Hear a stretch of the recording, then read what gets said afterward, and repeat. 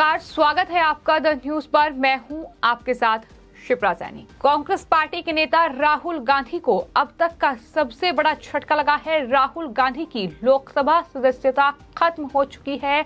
मानहानि केस में 2 साल की सजा मिलने के बाद राहुल गांधी को अब लोकसभा से भी ये बड़ा झटका लगा है। आपको बता दें, लोकसभा सचिवालय ने नोटिफिकेशन जारी कर दिया है, लेकिन बीजेपी और कांग्रेस पार्टी में अब घमासान शुरू हो गया है। बीजेपी के नेता और केंद्रीय मंत्री अनुराग ठाकुर ने ये कहा है कि संसद में सच्चाई से दूर जाने की आदत है राहुल गांधी को। अनुराग ठाकुर ने कहा कि राहुल गांधी नेशनल हेराल्ड के एक भ्रष्टाचार के मामले में जमानत पर हैं। उन्हें संसद में सच्चाई से दूर जाने की आदत है। मुझे लगता है कि राहुल गांधी का मानना है कि वो संसद, कानून, देश से ऊपर हैं। वो विशेषाधिकार प्राप्त और गांधी परिवार कुछ भी कर सकता है। क्या कुछ अनुराग ठाकुर ने कहा है और किस तरीके से बड़ा हमला राहुल गांधी और गांधी परिवार पर बोला है, सुनिए। देखिए, 2 बातें हैं। क्या पहले राहुल गांधी जी ही केवल एक के बाद दूसरी संवैधानिक संस्थाओं पर प्रशंसन खड़ा करते थे? विदेश में जाकर भारत को, भारतीय संसद को नीचा दिखाने का काम करते रहे। और राहुल गांधी जी को पहली बार नहीं, बार बार इस तरह की बयान देने के कारण पहले सुप्रीम कोर्ट में जाके माफी मांगते हैं, फिर सदन में आकर माफी मांगते हैं। लेकिन कोर्ट का निर्णय अगर आप सूरत कोर्ट का पूरे विस्तार में पढ़ेंगे तो उन्होंने कहा है कि 2018 में माफी मांगने के बाद भी 2019 में राहुल गांधी जी ने फिर भूल की।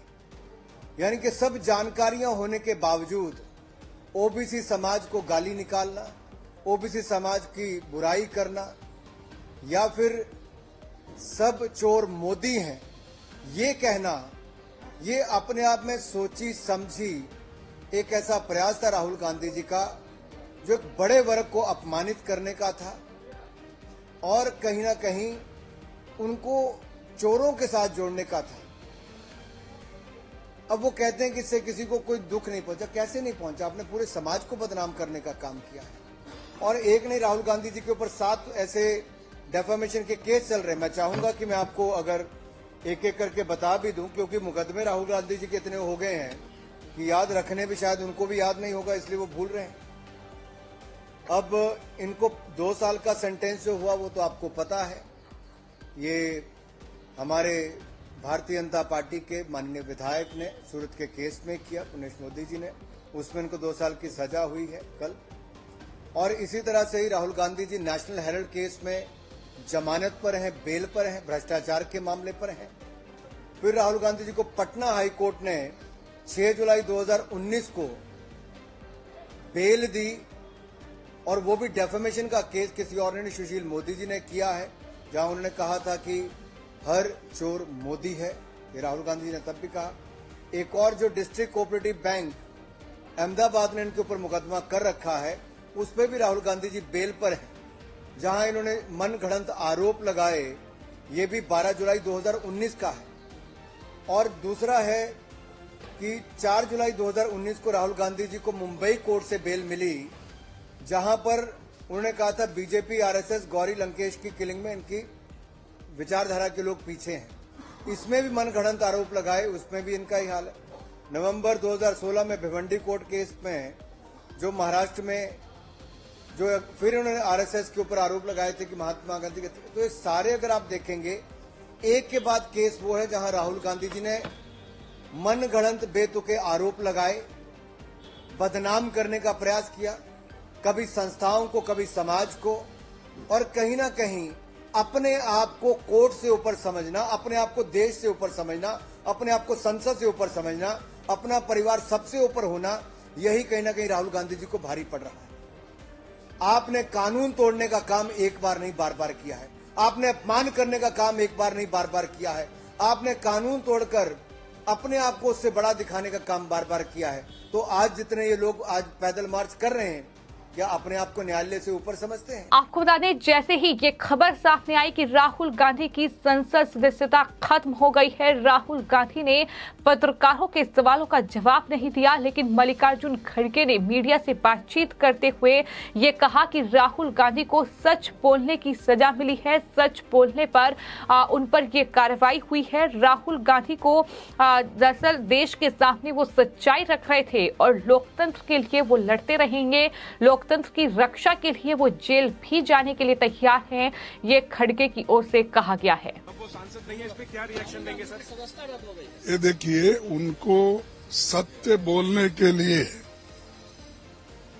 वो राहुल जी को डिस्क्वालीफाई करने के लिए सारे प्रयास किए हैं और सच बोलने वालों को लोकतंत्र के उसूलों के अनुसार और संविधान के तहत और उसकी रक्षा के लिए और जनता के हकूक के लिए लड़ने वालों का मुंह बंद करने के लिए उनको सदन से बाहर डाला गया है।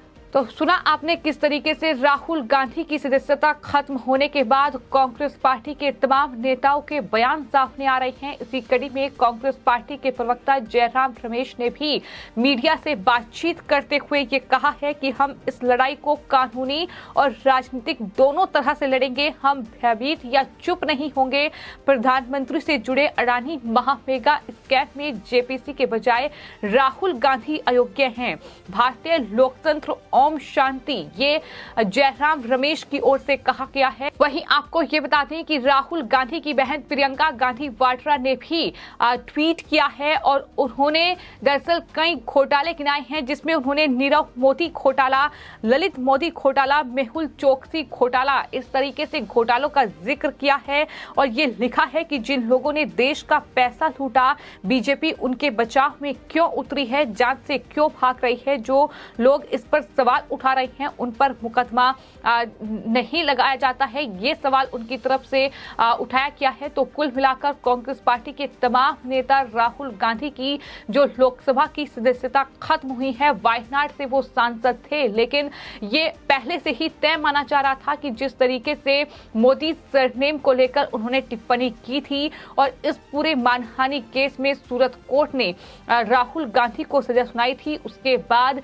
राहुल गांधी की लोकसभा सदस्यता खत्म होगी और अब इसको लेकर लोकसभा की ओर से नोटिफिकेशन जारी किया गया है। बीजेपी के तमाम नेताओं की ओर से ट्वीट किया गया है, जिसमें वो कह रहे हैं कि राहुल गांधी अब पूर्व सांसद हो चुके हैं, tata bye bye Rahul Gandhi. इस तरह के ट्वीट लगातार बीजेपी नेताओं की ओर से किए जा रहे हैं। तो वहीं केंद्रीय मंत्री प्रहलाद जोशी की ओर से भी बयान सामने आया है। उन्होंने कहा है कि हम किसी की आवाज को नहीं दबा रहे हैं, ये फैसला कोर्ट का है, हमारा इसमें कोई हाथ नहीं है। कांग्रेस को न्यायपालिका पर भरोसा ही नहीं है, कानून के तहत ये पूरी कार्रवाई हुई है। चूंकि राहुल गांधी ने एक विशेष जाति के खिलाफ टिप्पणी की थी, ये बड़ा बयान प्रहलाद जोशी की ओर से सामने आए हैं। अब कांग्रेस पार्टी के कई नेताओं की ओर से ट्वीट किए गए हैं और साफ तौर पर इन ट्वीट में, इन बयानों में बौखलाहट दिखाई दे रही है। चूंकि महाराष्ट्र से कांग्रेस पार्टी के नेता पृथ्वीराज चौहान की ओर से बयान सामने आया। उन्होंने कहा कि ये सोची समझी रणनीति के तहत कोर्ट ने फैसला सुनाया है। सजा 6 महीने या फिर 1 साल की भी हो सकती थी, लेकिन 2 साल की ही सजा देना ये साफ तौर पर सोची समझी योजना है, ये उनकी तरफ से कहा गया है।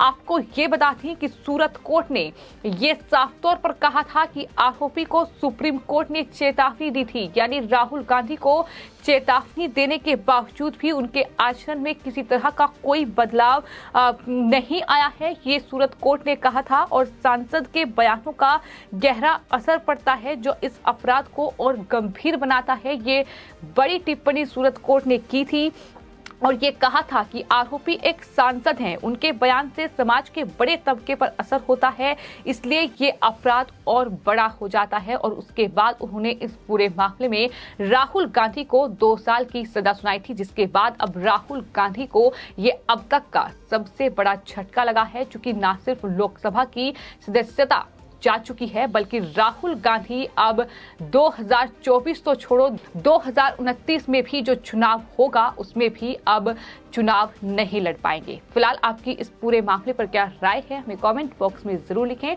और चैनल को सब्सक्राइब करें। धन्यवाद।